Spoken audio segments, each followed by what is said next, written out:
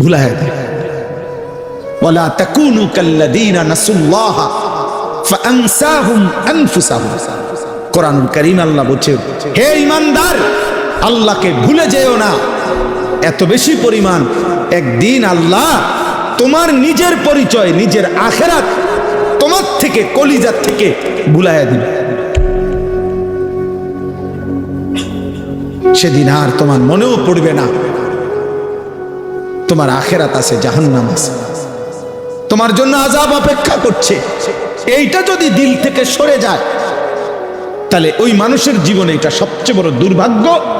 এইবার আর সে কুল কিনারা পায় না, এবার আর সে ফিরতে পারে না, এবার আর কেউ তাকে টেনে ধরে না, কারণ আল্লাহ তো তারে অভিশপ্ত করে দিছে। কোরআন শরীফে আছে, আল্লাহ তাআলা বলছে, মনের ইচ্ছা মতো যে ধারাবাহিক চলতে থাকে, আমি তাকে তিনটা শাস্তি দেই। এক, আমি আল্লাহ তাকে একদিন পথভ্রষ্ট করে দেই, আমি আল্লাহ। দুই, তার কানে এবং অন্তরে মোহর মেরে দেই। তিন, আমি আল্লাহ তার চোখে পর্দা ফেলে দেই। এবার বলো, আমি ছাড়া, আমি আল্লাহ ছাড়া তাকে হেদায়েত দিবে কে?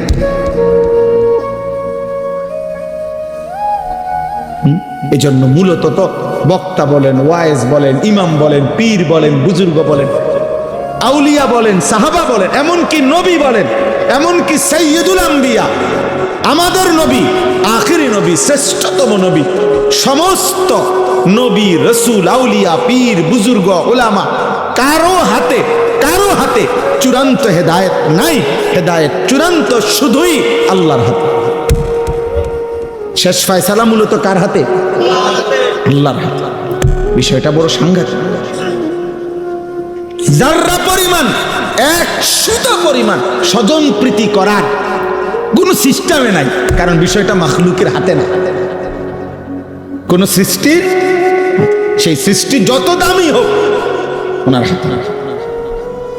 12 বৎসর বয়স থেকে 50 বছর নবীজির, এই 38 বছর এক টানা আবু তালেব নবীজির অভিভাবক ছিল, নবীজিকে আগলাইয়া রাখছে, আদর করছে।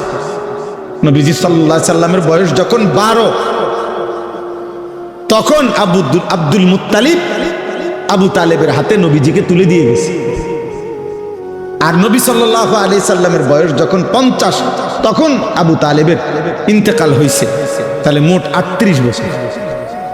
38 বছর নবীকে যে আগলাইয়া রাখছে, কিন্তু আল্লাহ তাআলা বলছে, বন্ধু, ঈমান আমি দেব না, হেদায়েত দেব না।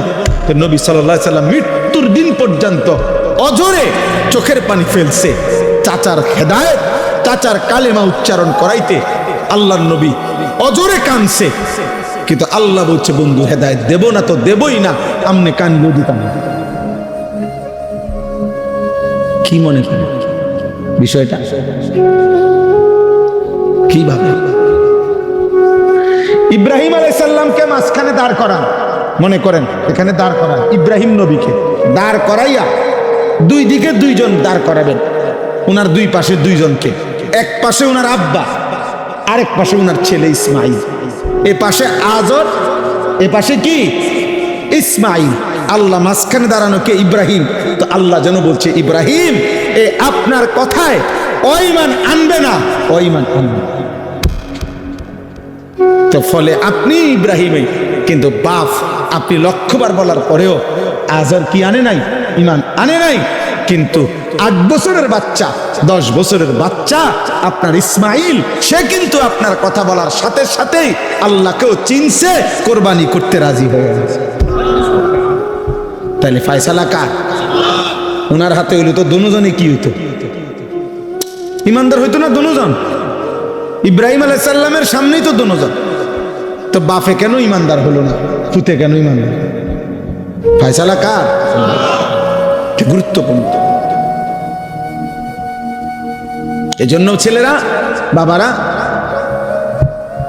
হেদায়েত, ঈমান, সেজদা, কালিমা, আল্লাহর বন্দেগী, খোদার কসম, এটা ভিন্ন জিনিস। আরে ভাত, পেশাব, পায়খানা আর ঘুম আর দুনিয়া ভোগ করা, এটা নরমাল জিনিস, এটা আহামরি কিছুই না। এটা আমি প্রত্যেক দিন, সারাটা জীবন বলি, সারা বছর বলি, এটা কোনো বিষয়ই না।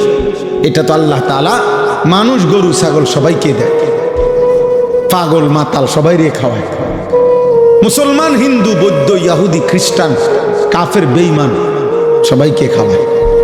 এটা তো কিচ্ছু না। আসল বিষয় হলো ঈমান, আসল বিষয় হলো তাওহীদ, আসল নিয়ামত তো হলো সেজদা নিয়ামত।